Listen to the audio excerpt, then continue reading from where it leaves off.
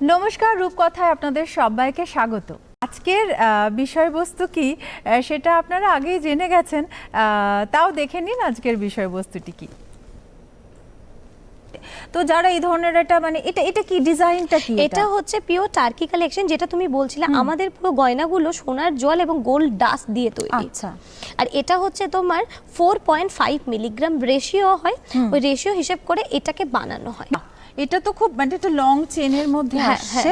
আর এটা not so heavy, আবার not so মানে লাইট, মাঝামাঝি। হ্যাঁ, অনেকে হয় না যে সবসময় সীতাহার পরতে চায় না, একটা একটু সাবেকিয়ানা লুক ক্রিয়েট করতে চায়, তাদের জন্য এটা পারফেক্ট। হালোর বালি